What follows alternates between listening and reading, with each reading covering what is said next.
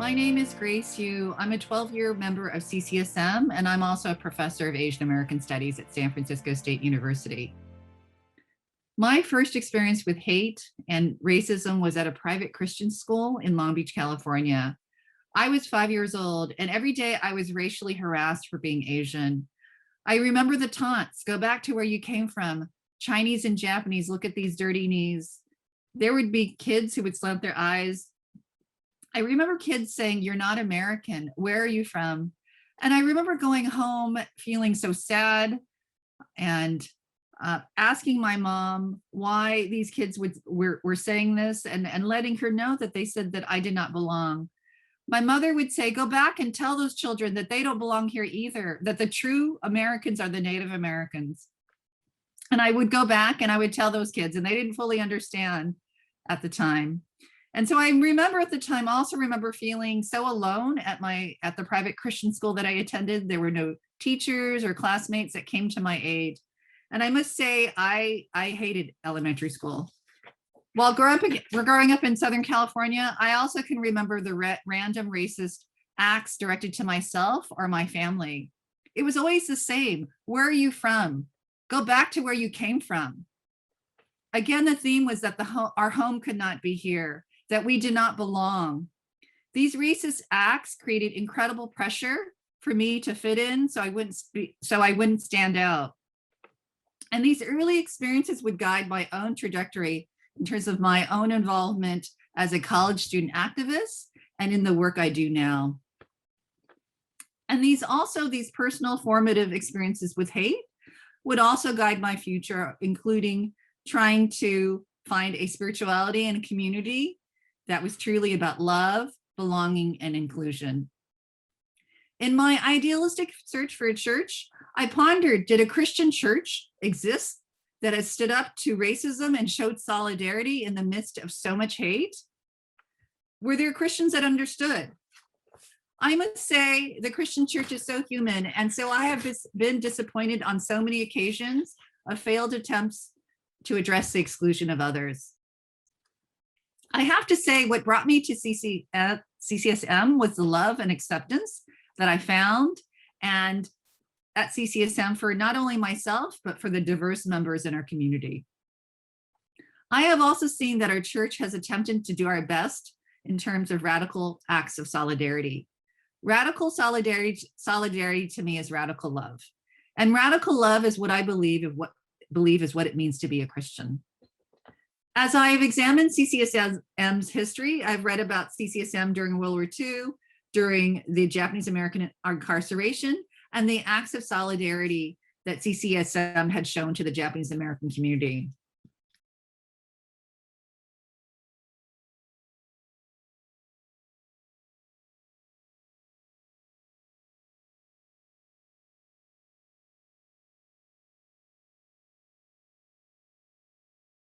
During World War II, over 120,000 Japanese Americans were incarcerated. There was so much anti-Asian hate, and Asians were seen as the enemy. From the start of World War II, CCSM played a major role in showing radical solidarity. On the day that Japanese Americans were gathered to be sent to this Tanforan Assembly Center, Japanese Americans were at the Masonic Temple.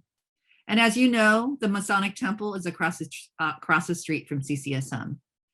And across that street, CCSM was there. They were present. And they were trying to provide comfort to the many Japanese Americans who were facing so much uncertainty about their future. Internees later would recall the kind ladies from the Congregational Church serving the people coffee and cookies. This was huge, as there was so much hate directed at anyone Japanese American, and no one wanted to be seen with anyone that was Japanese American. So this act of kindness during this time was huge. Also during this time period, many Japanese American families were able to store their belongings at the church and the homes of other members, reclaiming them and also being welcomed back into the church community after the war. These again were acts of solidarity during a time of so much hate. I was fortunate to interview Shig Takahashi, who was a longtime member of CCSM. In my work as a teacher of Asian American studies, I do oral histories of older adults often. And radical solidarity and love are often acts that are always remembered. Shig Takahashi's memory of CCSM was that of radical solidarity and love. He recalled that the Japanese American community in the cemetery area lived within blocks of CCSM, and San Mateo was not a very hospitable place at the time. Racism abounded. Prior to World War II, Japanese Americans lived south of the railroad tracks and served as hired help to those north of El Camino Road. And despite so much racism, Japanese Americans were actively involved in CCSM. They were not othered, they were seen. And Shig remembers being asked to serve as a deacon, something that was unheard of at the time. Now, World War II changed everything for Japanese Americans. They were now seen as the enemy and they faced so much. And one reason Shig stayed a member of CCSM was that he was completely touched by the members of CCSM and Reverend Buckham. At the time, the hostility towards Japanese Americans were unbearable. He told me that the members of CCSM had gotten into fights with other white Americans for their stance in support of Japanese Americans. There was so much hate. He recalled a white woman at the church being thrown rocks for standing up for Japanese Americans. Shig Takahashi also recalled the kindness of Reverend Buckham at a time when there was so much hate. Shig was getting married and his future father-in-law had been taken away and interrogated. He asked Reverend Buckham to use his power and influence in trying to get his wife's father released so he could participate in the wedding ceremony. Reverend Buckham was unsuccessful. Despite these trying times, Reverend Buckham did his best at the time. He helped watch the property of Japanese Americans in the area and embraced many Japanese Americans into the congregation. Reverend Buckham also during this time made a point of visiting Tanforan Racetrack in San Bruno. He also later would visit the attorneys in Topaz, Utah. When I interviewed Shig at the time, he recalled his father passing away in camp, and he recalled the sadness and uncertainty so many face being incarcerated. Someone said that Reverend Buckham was coming to visit them in Topaz, Utah. He was quite shocked, and he was also comforted at that thought. He recalled that was unheard of at the time. No white minister would want to be seen with Japanese Americans. They were seen by others as the enemy. Shig remained a longtime member of CCSM because he was grateful for all that CCSM had done to protect Japanese Americans, but also because it was a place that Japanese Americans were given dignity and not treated like second-class citizens. So during this pandemic, we have seen a similar hate emerge. What the ex-president unleashed during the pandemic by calling COVID-19 the Kung Flu has unleashed a whole bunch of hate, a lot of hate. There have been over 3,900 hate crimes directed at Asian Americans. This 150-year-old hate has been part of US history. And the ex-president unleashed it and provided legitimacy to this. I teach at San Francisco State University, and I have had so many students that have encountered racist words and actions. I have one student who was working at a store and providing essential services, and he told a customer to wear a mask, and that customer unleashed racial slurs directed at him. I've had students that are just shopping at the store and people are asking them, why are you here? So there's a lot that many in our Asian American community have experienced. So the question is, what can you do? How can you show radical solidarity? I encourage everyone to take a training with the Holler Back Bystander Intervention Training. They mention there are ways you can show allyship and solidarity in your encounters, especially if you see anti-racism in the streets or in your workplace. They call it the 5 Ds: distract, delegate, document, delay, and direct.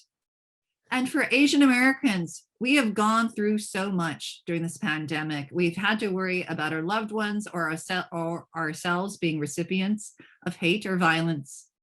Who would imagine that during this pandemic, I would be calling my 80-year-old mother who have not seen in a year and a half to tell her to be careful, to be watchful that someone may want to spew hate or violence at her for just being Asian.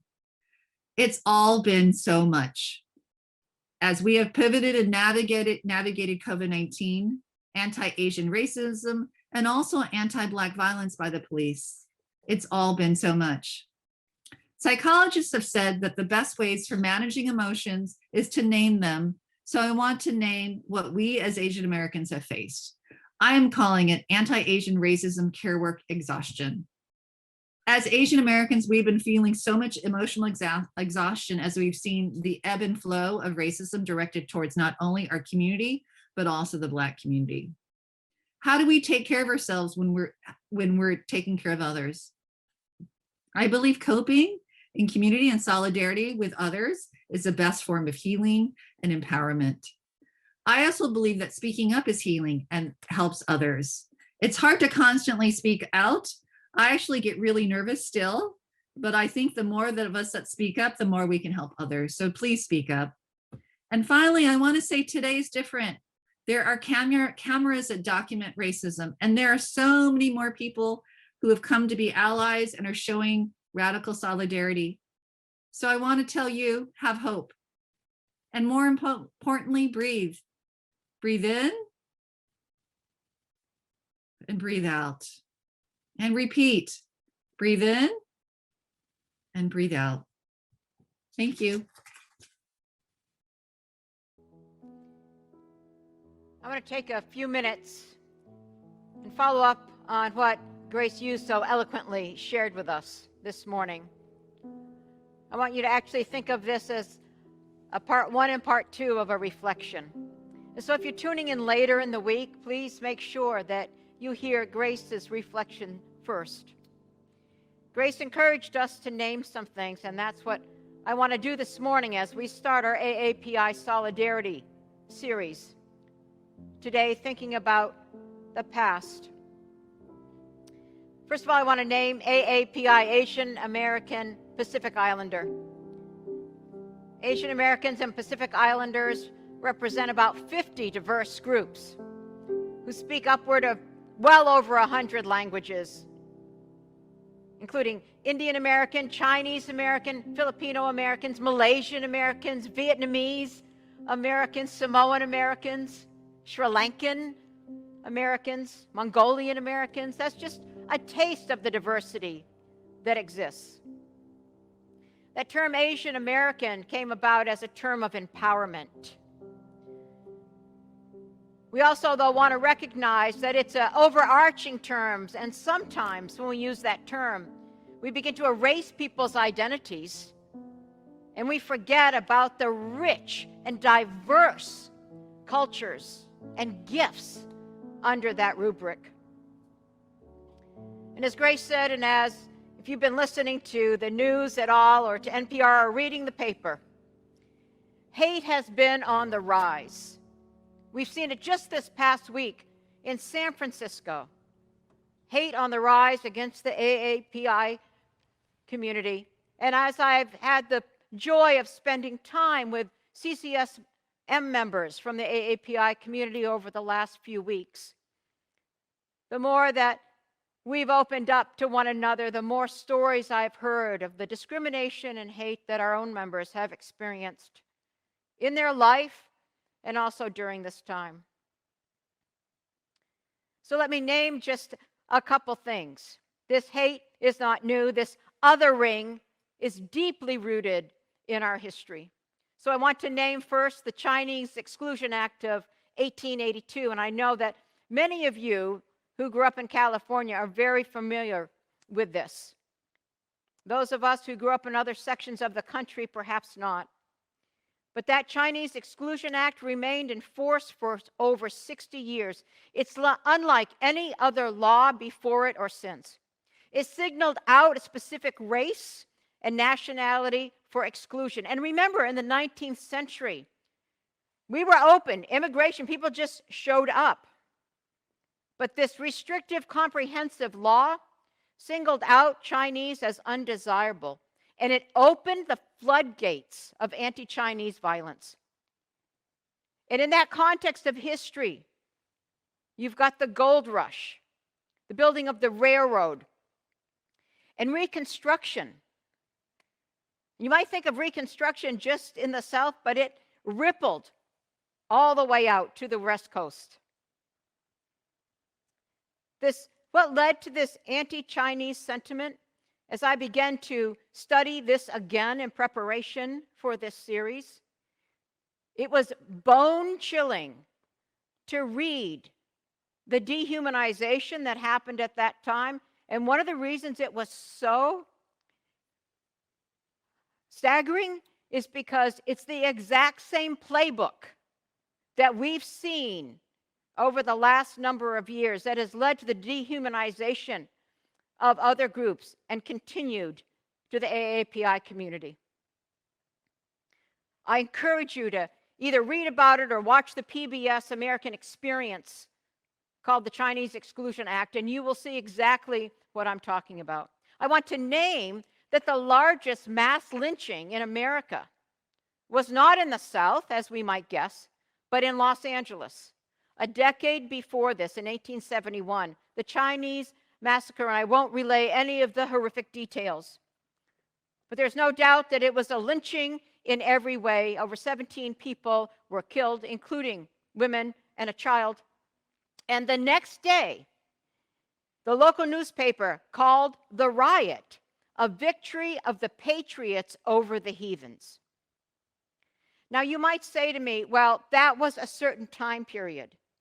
Yes, but that same language with nationalistic and religious overtones has seeped its way back into some of our public discourse. The Chinese Exclusion Act 1882 was then followed by the Geary Act of 1892, which simply extended that another 10 years, and then a series of immigration acts from 1907 to 1917. Did the Emergency Quota Act in 1921, the Immigration Act of 1924. And in the middle of all those acts, then I'll name it, is Angel Island. Many of you know that history, built to enforce the immigration policies that I just named. A stay on Angel Island could last from 2 days to 2 years, depending on whether you came from Europe or you came from an Asian country. The history of Angel Island is incredible.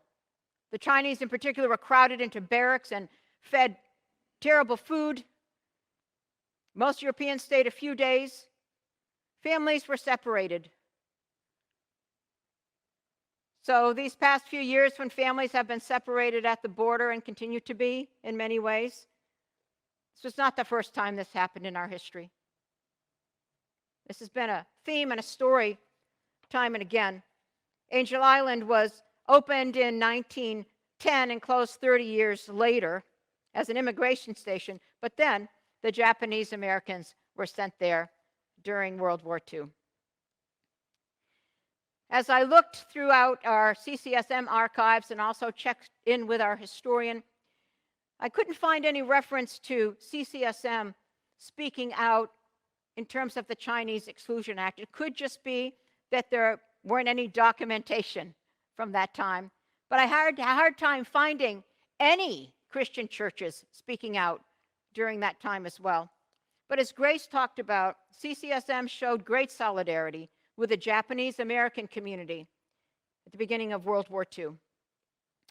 You know, Reverend Buckham led the way. And for those of you joining virtually, we actually have a room in our church that we use as a meeting room that's called the Buckham Room, named after Sidney Buckham. Buckham led the way, but it wasn't always easy. In fact, this week I listened to an archival interview by Reverend Buckham. And he was asked what was some of the hardest times in your ministry. And he said, "It was when I came under such criticism because I was friendly to the Japanese Americans. They were loyal Americans, but I stayed with my convictions, even though there were times that I didn't get a lot of support." I know that that criticism came from within the church and from outside the church as well. But in general, the church really responded. In fact, as you saw in Grace's video, and I have here even now a copy, really get this, a copy from a church committee meeting, March 27th, 1942.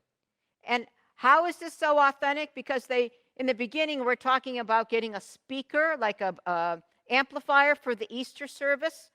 And they said the pay to not exceed $10 for the installation. That's how I knew it was an authentic document from 1942. But as you saw, listen to this. The attention of the members of the committee was called to the fact that 6 young Japanese boys applying for membership in this church. It was the unanimous opinion of those present that they should be accepted into membership, and that the church committee would be ready to answer any criticism that might arise out of this action by pointing out, and hear me now, by pointing out that the Christian church makes no distinction between nations or races within its own fellowship. That, my friends, embodies what the church is meant to be. Did you hear that? Ready to be open and to face any criticism. Because, as Grace so beautifully told us, of the incredible amount of hate at that time. CCSM, this church, took a stand. The church is called to be in solidarity and to be the church for its time. And CCSM was the church for its time in the 1940s. And we are called to be the church of our time in 2021. Too often, people of faith are swept up in the cultural waves from society and carried far from our deeply held values that we say we hold based on the life and the teachings of Jesus. The prophet Isaiah that you heard so beautifully read today by Ago and Violetta, the prophet Isaiah reminds us of this. And friends, we can be very proud of our CCSM history for the times we stood up, but there are plenty of times over history where we didn't stand in solidarity. And we want to make sure, I want to make sure, that 60 years from now, people can look back on this time and know where we stood. Know that we stood in solidarity, that we stood with our bodies against hate. The prophet Isaiah reminds us, what is religion? Speaking for the voice of God. God says, is this the fast I have chosen, for you to sit there in sackcloth and ashes and fast? Isaiah is basically saying rituals mean nothing without right action. Piety has little meaning unless we can see people for the fullness of who they are. Solidarity, true religion, true faith, is to loose the bonds of injustice, to break the systemic yokes of oppression, and to see people. And as the prophet Isaiah said, not to hide yourself from your own kin. Who is your kin? In a community of faith, our kin is every human. Our kin is those we love and those we stand with. Prophet Isaiah says, when you do that, when you show solidarity, then your light will shine. Then your healing will come. Then you will call and God will answer, here I am. You want to know the presence of God in your life? Be in solidarity with someone, and I guarantee you, you will feel the power and the presence of the Spirit in your life. At CCSM, we don't talk about justice and about solidarity as a separate category of something we should do. It's integral to who we are as people of faith. Then, God says, you will call. When you're in solidarity, It's almost as if God says, when you're in solidarity with others, I will be in solidarity with you. So, friends, during this time, let us see all of our kin. Let us stand against every form of hate, and particularly at this time, the hate and the violence against our beloved AAPI communities. And let us hear God say, "Here I am in the midst." Amen.